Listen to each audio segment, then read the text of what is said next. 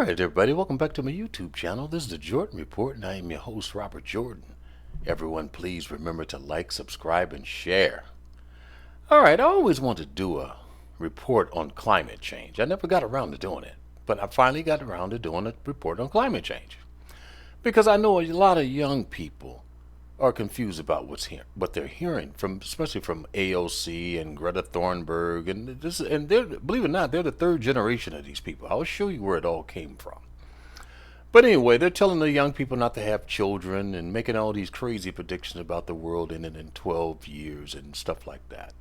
I'm going to show you that these predictions have been made over and over for the last 40 to 50 years. Don't believe any of them. None of them are true. I'm going to show you where all this started. I'm going to show you where Al Gore took over, and then we're going to get out of here. It's going to be a really quick video, as fast as I can.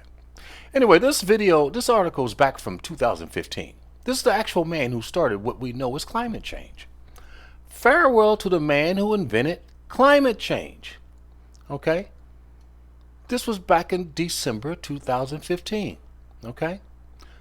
To this day, global climate policy is still shaped by the agenda of Maurice Strong, a Canadian multimillionaire.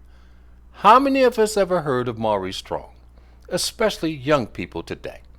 The people who are AOC and Greta Thunberg's age. They would have never heard of this man. A very odd thing happened last weekend. Remember, this is 2015. The death was announced of the man who in the past 40 years has arguably been the most influential on global politics other than any single individual, yet the world scarcely noticed. Had it not been for this man, we would not last week have seen 150 heads of government joining 40 delegates in Paris for that mammoth climate conference, the 21st such get-together since 1992. He masterminded the Rio Earth Summit, the largest political gathering in history. Yet few people even know his name. Now, how many of us knew who this guy was? Who ever heard of Maurice Strong? He started everything that these people are talking about today, and none of them ever even heard of him. Some years back, when I was researching the book Real Global Warming Disaster, most people don't know that what we call today climate change used to be called global warming. They changed the name. The science didn't bear out the fact that the earth was warming, so they changed it to climate change. He was calling it global warming, charting how the late 20th century panic over climate change came about. Few things surprised me more than to discover the absolutely central role played in the whole story by a Canadian social multimillionaire, Maurice Strong. During the Second World War, having emerged from the humble origins in the Great Depression, Strong became convinced that the new United Nations, you see the United Nations involved in this, should become a world government and dedicated to ensuring that the wealth enjoyed by the richer countries of the West should be spread out around the world's underprivileged majority. Now, what does that have to do with climate change? He's just using it as a vehicle to redistribute wealth in the world. Reordered the world. That's all this was over. In the 60s, having become very rich himself from a Canadian oil industry, Strong came to see that the key to his vision was environmentalism, the one cause the UN could harness to make itself a truly powerful world government. I'm going to read that again. The one cause the UN could harness to make itself a truly powerful world government. A superb political operator, in 1972 he set up the UN Environmental Conference in Stockholm to declare that the Earth's resources were common inheritance to all mankind. Doesn't that sound like AOC and Greta Thunberg and all these people today?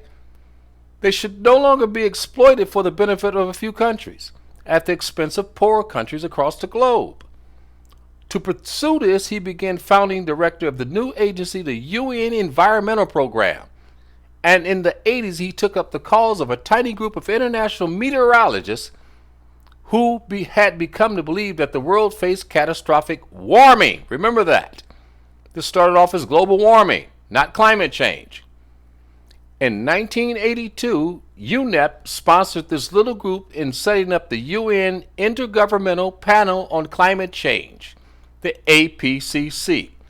In 1992, now allied with the APCC, Strong pulled off his greatest coup when he set up another new body, the UN Framework Convention on Climate Change, to stage that colossal Earth summit over which he presided in Rio, arranged for it to be attended not only by 108 world leaders and 100,000 others, but also by 20,000 UN-funded green activists. This is where all this stuff comes from, guys. Okay? Now I'm going to show you who took this over after him, because he died. This is 2015. Al Gore kind of took over after him as this climate change guru. Al Gore told a bunch of lies. None of the things he said in his movie was true. And here's a little article on Al Gore. This was just last year. 8 highly inconvenient facts for Al Gore's 10 years after his infamous movie. 10 years ago, Al Gore issued dire warnings about global warming. How have his predictions fared? See, just you got to be careful with these climate people. They're talking about 12 years and 10 years and all the rest of this stuff. None of it's true. They're trying to herd us into a world government. And climate change is just one of those tools. Al Gore said the sea levels are rising at an alarming rate. He says CO2 is a control knob for the temperature. He said Hurricane Katrina was man-made. Severe tornadoes are increasing. Polar bears are dying. There's too many polar bears now. People are complaining about how many polar bears there are. The Sahel is drying up. CO2 is a pollution. These are some of the things he told us in this movie. Now I'm going to show you him making his last prediction, then we're going to get out of here. It's hard to capture the astonishment that the experts in the science of ice felt when they saw this minimum in 2005, which meant that the amount of ice that had melted, it's been roughly the size of the continental United States, minus an area roughly the size of Arizona. Nothing against Arizona. Completely untrue. But the amount that melted in 2005 was equivalent to an area covering everything east of the Mississippi River in the United States. Then, when the real shock to the scientists came was in 2007, when this happened.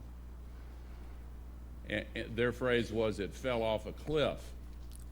And then the extra amount that melted was this much.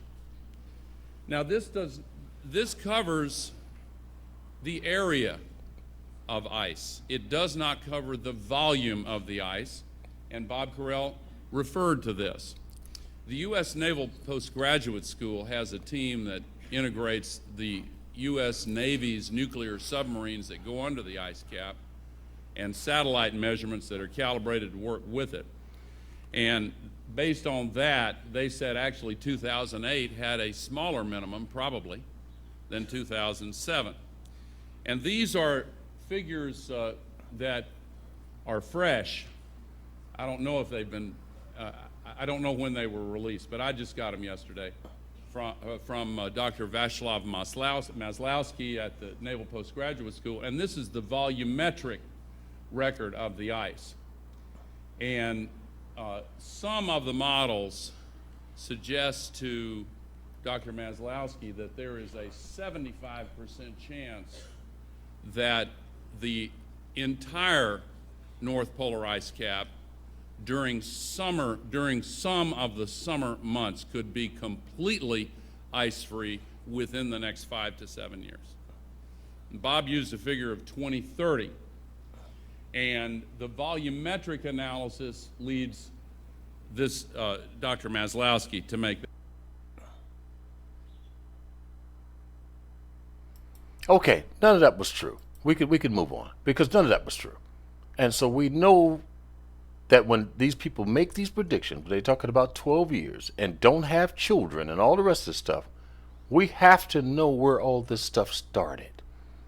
Let's do our research, people. Let's do our homework. Let's quit buying these people's lies. The left lies like you wouldn't believe. And as you can see, they can lie for decades.